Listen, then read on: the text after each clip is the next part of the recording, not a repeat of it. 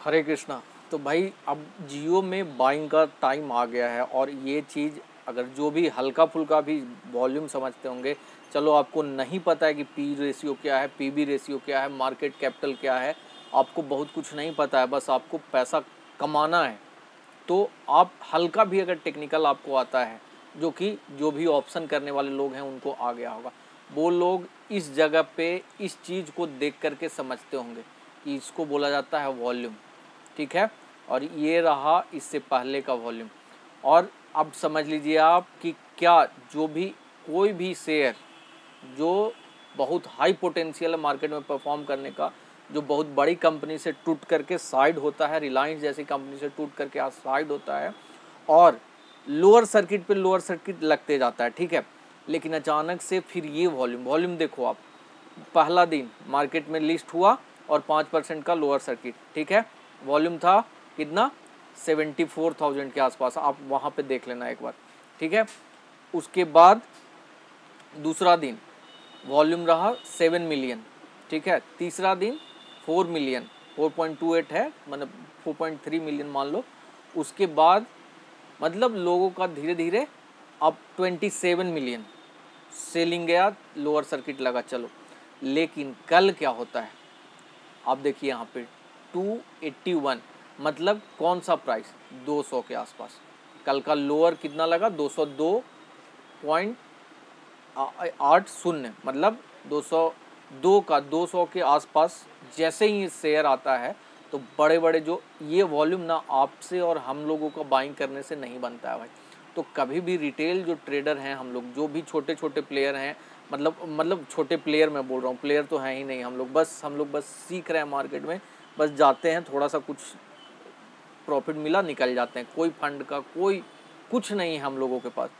तो जो बड़े बड़े प्लेयर हैं वो ये वॉल्यूम लाते हैं और ये वॉल्यूम दिखाता है कि अब रिलायंस जियो जो है, जियो फाइनेंशियल सर्विसेज सॉरी, वो एक अप मूव के लिए तैयार हो रहा है, ठीक है।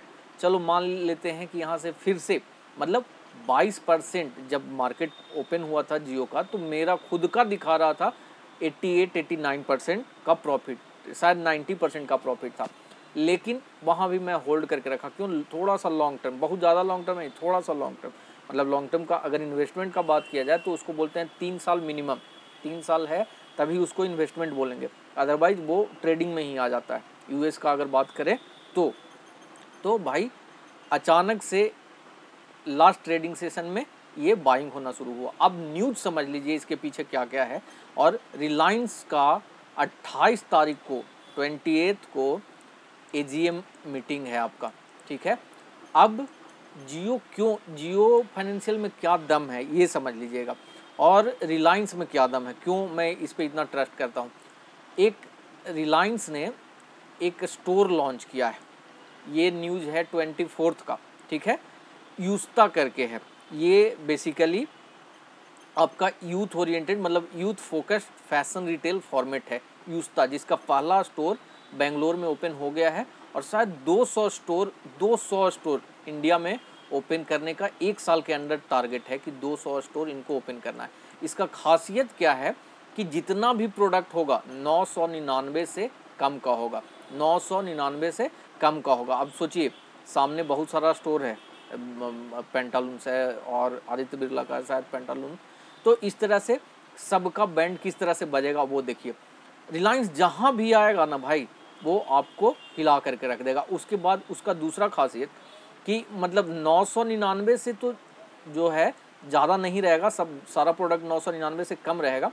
मेजोरिटी जो है, majority of them are price below ₹499, मतलब 500 से नीचे का सारा प्राइस 499 से मेजोरिटी नीचे रहेगा, कुछ जो है वो 999 का रहेगा। तो एक अलग रिवॉल्यूशन है रिलायंस रिटेल लेकर के आ रहा है, ठीक। उसके बाद एजीएम मीटिंग हो गया, दो गुड न्यूज़। एक प्रीवियस वीडियो में मैंने बताया कि अदानी का न्यूज़, वो वाला भी आप ज़रूर देखिएगा, वो वाला वीडियो अदानी का भी न्यूज़ था, वो वाला ज़रूर आप देखिएगा। और आपको अगर इस तरह का वीडियो चाहिए तो आप चैनल को सब्सक्राइब, लाइक, शेयर वगैरह कीजिए, मैं आपको न्यूज़ दे दिया करूँगा। बस आपको कहीं ज़्यादा दिमाग नहीं लगाना, जो बढ़िया न्यूज़ होगा आपके पास पहुँच जाएगा। देखिएगा, समझिएगा और मौके का फ़ायदा उठाइएगा। अब 28 तारीख को एक चीज़ यहाँ पे आप समझ लो कि जियो में इस तरह का मूवमेंट आता है, ठीक है, रिलायंस का रिटेल लॉन्च होता है, ठीक है, अब मीटिंग है।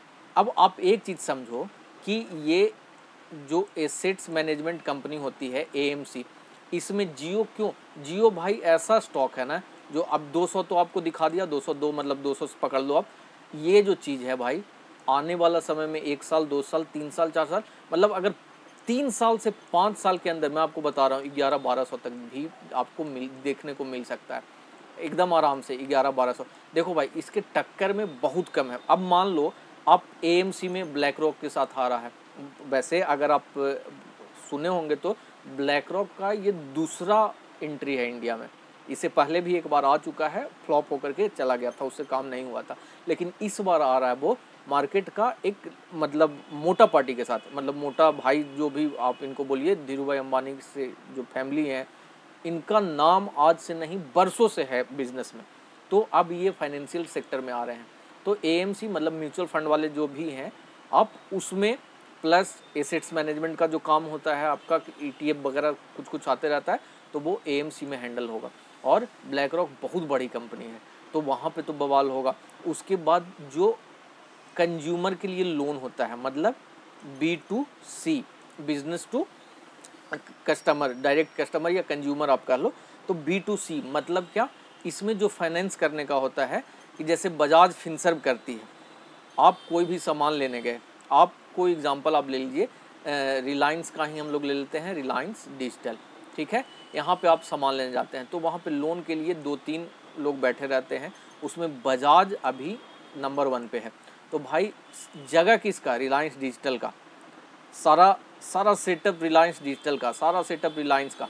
तो क्यों, अगर जियो फाइनेंस आ जाता है यहाँ पे तो ज़रूरी है कि सारा कस्टमर बजाज के पास जाएगा। हो सकता है कि यहाँ पे जियो जो है कुछ एक्स्ट्रा बेनिफिट दे दे, जैसे कि बहुत सारा कस्टमर देखिएगा यहाँ पे टूटेगा, इसलिए कि अगर हो सकता है ऐसा, मतलब मैं मान रहा हूँ, और ये आपको 28 को पता चल जाएगा। 28 को ना बढ़िया बढ़िया मूव देखने को मिलेगा आपको बाज़ार में, क्योंकि अडानी के साथ भी अच्छा न्यूज़ है जो 29 को कोर्ट में फैसला है, और उसका थोड़ा थोड़ा असर आपको चार्ट पे दिखना शुरू हो जाएगा 28 को। और 28 को रिलायंस का भी बढ़िया मतलब मीटिंग है, तो उसका भी फैसला आपको समझ में आ जाएगा। देखिए अगर अभी बजाज का आप कार्ड बनवाते हैं, तो बजाज का कार्ड बनवाते हैं तो 700 रुपया या 750 रुपया लग जाता है सर्विस चार्ज या जो भी कहते हैं, बाकी आपको बोलता है कि ईएमआई नहीं, मतलब ईएमआई ही लगेगा, इंटरेस्ट नहीं लगेगा। हो सकता है जियो इस जगह पे कहे कि 700 हमें नहीं चाहिए, आ जाओ, तो जो भी बजाज का कार्ड होल्डर है सब भाग के जाएगा इसके पास। तो इसके पास तो जगह भी है, ठीक है, मतलब मार्केट मेरे बाप का, स्टोर मेरे बाप का, तो धंधा भी मेरे बाप का, मतलब धंधा भी इसका होगा, समझ रहे हो ना बात। तो यहाँ पे जियो के साथ दूसरा सेक्टर हो गया फाइनेंस वाला, उसमें भी बहुत बहुत अच्छा अपॉर्चुनिटी है इसके पास। तो भाई क्यों नहीं जाएगा, कैसा शेयर जाता है, आपको कुछ नहीं फंडामेंटल पता है, हमको कुछ नहीं फंडामेंटल आया, लेकिन बिजनेस देख करके तो हम लोग किसी पे इन्वेस्ट कर सकते हैं।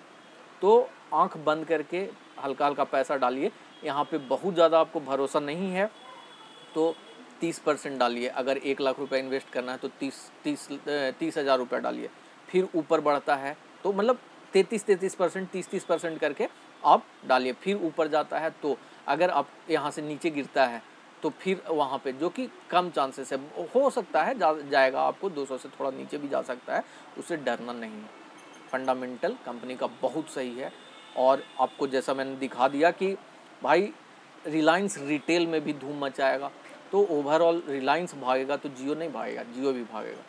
भाई पैसा ये वाला जो वॉल्यूम है ना, ये हम लोग का नहीं है, ठीक है, ये वाला वॉल्यूम बड़े लोगों का ही है। तो बेफिक्र रहिए, आराम से। कुछ कंपनी जैसी हैं जिस पे ये कंपनी मतलब कि इंडिया का जो है अर्थव्यवस्था पे विश्वास करना, इस तरह की ये कंपनी है। आप देख रहे हो ना, इसका पॉलिटिक्स अगर समझोगे शुरू से, अगर केस स्टडी वगैरह देखोगे इस पर, तो ये नंबर 1 रिचेस्ट पर्सन रहने के लिए अदानी टाइप को भी हिलना पड़ जाता है इसके सामने। मतलब तुम अमीर बनो लेकिन दूसरा नंबर पे रहो, पहला नंबर पे हम ही रहेंगे, ऐसा कंपनी है ये।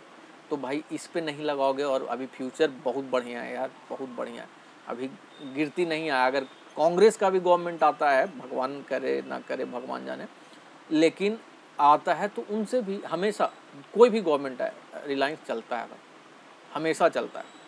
तो देख लीजिए, आपका अपना है। बाकी जो बोलते हैं ना कि इन्वेस्टमेंट एंड क्या है trading in stock market is subject to market risk, please read all the related documents carefully. देखो याद है, तो इस तरह से समझ के काम कीजिएगा। बाकी स्टॉक बढ़िया है, न्यूज़ अच्छा आने वाला है, तो मार्केट अभी पॉजिटिव होगा। और इसी वजह से मैंने भी अभी तक कोई स्विंग ट्रेड जो मेरा चल रहा है उसमें मैंने रखा हुआ है कि चलो तुम आराम से, कोई दिक्कत नहीं, 1 महीना नहीं, 2 महीना 3 महीना में देखेंगे, लेकिन हाँ अच्छा जाएगा भाई। अब इस पर ट्रस्ट नहीं किया जाएगा तो किस पे ट्रस्ट किया जाएगा बताओ। चलिए अपना राय ज़रूर बताइएगा कि क्या आपको लगा, सही है मेरा एनालिसिस या मैं सही बोल रहा हूँ, आपको क्या लगता है वो ज़रूर बताइएगा कमेंट में। हरे कृष्णा।